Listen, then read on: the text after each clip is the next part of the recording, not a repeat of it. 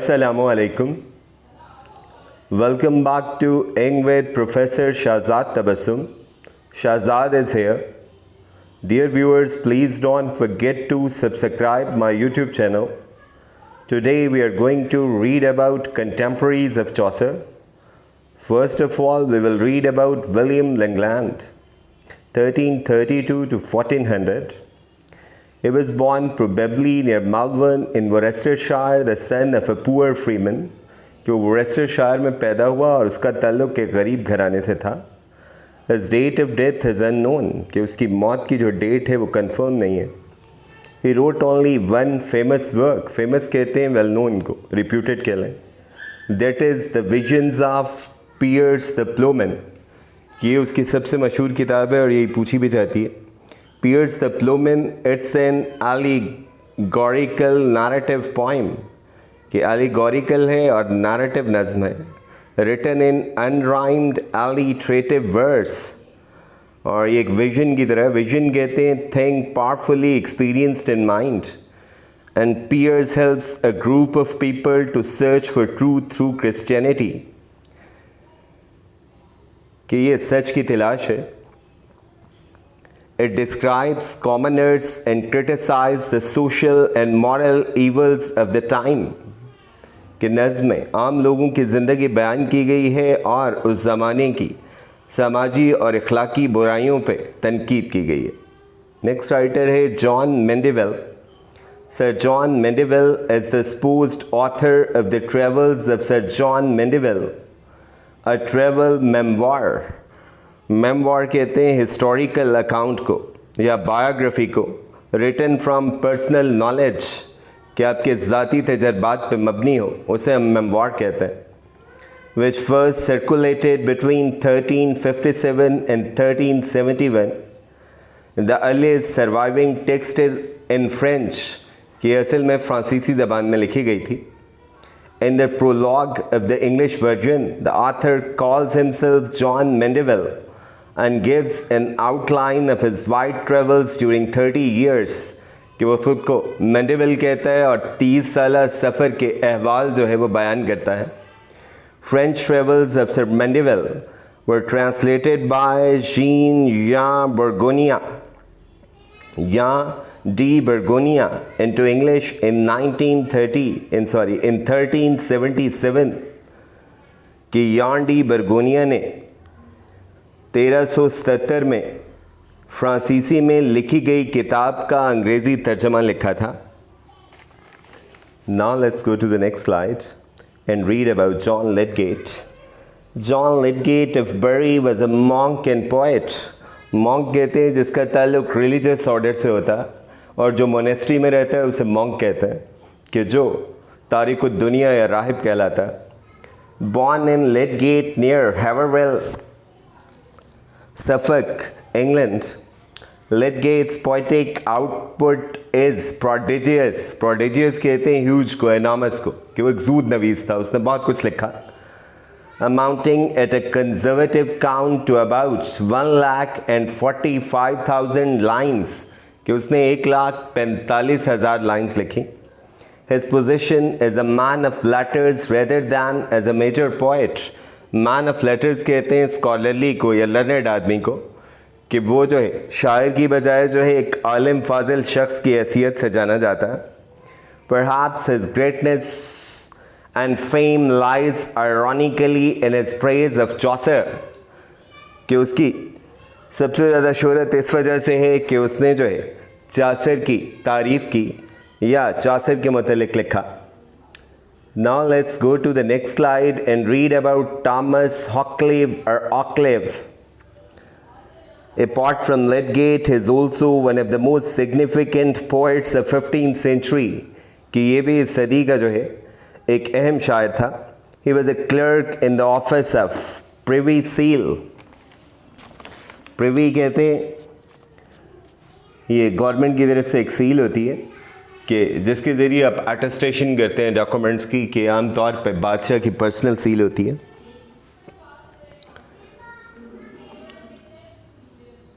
And some of his poetry claims to describe the events of his own life, as in La Mail, Regal, D. Thomas Hoccleve, The Prologue to the Regiment of Princes, and in 2 poems from the late sequence known as series, The Complaint and the Dialogue with a Friend, कि ये जो हैं किताबें हैं जो उसने लिखी, और इसमें जो पहली किताब है उसमें उसने अपनी ज़िंदगी के अहवाल जो हैं वो बयान किए हैं.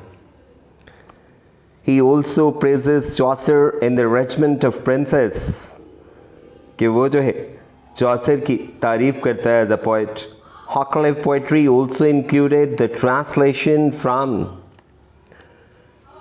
Christian de Pigat, कि एक फ्रेंच पोइट था और उसने जो है इसकी शायरी की ट्रांसलेशन की थी. Now let's go to John Wycliffe, ये Wycliffe 1324 to 1384. John Wycliffe was an English scholastic philosopher, theologian, biblical translator, reformer, priest, and a seminary professor at the University of Oxford. कि वो फिलोसफर भी था, मज़हब पे भी दस्तरस रखता था, उसने बाइबल का तर्जमा भी किया, वो मज़हब में इस्तिलाहात भी लाना चाहता था, वो एक पादरी भी था और ऑक्सफोर्ड यूनिवर्सिटी का प्रोफेसर भी. Translation of the Bible in 1382 earned him the title Father of English Prose. ये याद रखने वाली बात है कि उसने बाइबल को ट्रांसलेट किया और इसलिए उसे जो है इंग्लिश नसर का बानी कहा जाता है. बाइबल आप जानते हैं कि क्रिश्चियंस की रिलीजियस बुक है. John Wycliffe is called the morning star of Reformation, कि उसे रिफॉर्मेशन का जो है बानी भी समझा जाता, कि उसने कैथोलिक चर्च को क्वेश्चन किया और कहा कि चर्च के अंदर रिफॉर्म्स लाए जाए और चर्च के अंदर जो करप्शन थी उसका खात्मा किया जाए. In 1382 he completed a translation directly from the Vulgate into Middle English. Vulgate कहते हैं ये जो लेट 14th century ट्रांसलेशन थी बाइबल की, ये कैथोलिक चर्च की ऑफिशियली बाइबल थी, ये बाइबल का वर्जन था. A version now known as Wycliffe's Bible. It is probable that he personally translated the Gospels of Matthew, Mark, Luke and John. ये जो है न्यू टेस्टामेंट के 4 गॉस्पेल्स हैं. गॉस्पेल कहते हैं the teaching and revelation of Christ. Christ की जो teachings हैं उसकी लाइफ है और उस पर जो वही उतरी उसका तज़किरा जो है वो इसमें मौजूद है. And it is possible he translated the entire New Testament while his associates translated the Old Testament. ये भी कहा जाता है, मतलब अंदाज़ा ही लगाया जाता है कि न्यू टेस्टामेंट को उसने खुद ट्रांसलेट किया और उसके बाकी दोस्तों ने जो है पुरानी या ओल्ड टेस्टामेंट या पुरानी बाइबल को ट्रांसलेट किया. न्यू और ओल्ड टेस्टामेंट में क्या फ़र्क है कि जो न्यू टेस्टामेंट है इट इज़ जो है based on the record of Christ's life and his teachings, और जो ओल्ड टेस्टामेंट है ये जो है इट वाज जो है कंपाइल्ड या रिटन बाय इजराइलीज़, कि इसे तो इजराइलीज़ ने लिखा था या जूज़ ने, और इसमें जो है ज़तीसा की पैदाइश से पहले के वाक़यात जो हैं वो रिकॉर्ड किए गए हैं या बताए गए हैं. In 1377 Wycliffe and Lollards, या लॉलर्ड्स कह लें या लॉलर्ड्स कह लें, began Reformation in England. कि लॉलर्ड्स ने जो है, लॉलर्ड्स कहते हैं पुअर प्रीस्ट को, कि वो प्रीच किया करते थे जाके मज़हब को. ये रिफॉर्मेशन के लिए पहली तहरीक थी कि चर्च को दुरुस्त करने की या चर्च की इस्लाह करने की कोशिश की गई थी. Now let's go to the next slide and read about the Lollard movement.